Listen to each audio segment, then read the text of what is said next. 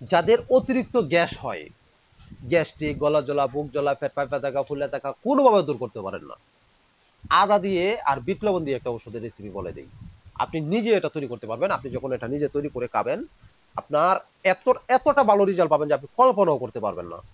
আপনাকে কি করতে হবে, 20 গ্রাম পরিমাণ আদার রস নেবেন, 20 গ্রাম আদার রস। এই 20 গ্রাম আদার রসের মধ্যে আপনি 10 গ্রাম দিবেন সৈন্ধব লবণ, দিয়ে এটাকে ভালো করে লাড়া দিয়ে ডাইলেশন করে মিশিয়ে নেবেন। এখান থেকে প্রতিদিন 25 থেকে 30 ফোঁটা, 25 থেকে 30 ফোঁটা করে আপনি খাবেন, দৈনিক 3 বার। যত পুরনো গ্যাসের প্রবলেম থাক না কেন, যত পুরনো ফ্যাট পাপাই থাক না কেন, গায়েব, একদম ক্লিয়ার হয়ে যাবে ইনশাল্লাহ। আপনি খেয়ে দেখেন, এটা তো তৈরি করে খেতে পারবেন। অন্যগুলি তৈরি করতে পারেন আর নাই পারেন, কিন্তু এটা তো তৈরি করতে পারবেন। এটা তৈরি করে খান, ইনশাল্লাহ আপনার এই সমস্যা সম্পূর্ণ ক্লিয়ার হয়ে যাবে।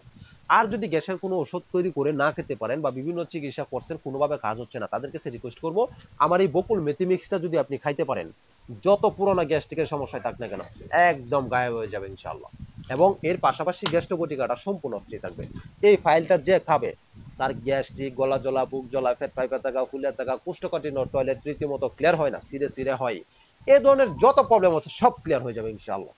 যারা নিতে চান দেখেন স্ক্রিনে নাম্বার দেওয়া আছে, সেখান থেকে নাম্বার নিয়ে যোগাযোগ করলে আপনার বাড়িতে পৌঁছে দেবো ইনশাআল্লাহ।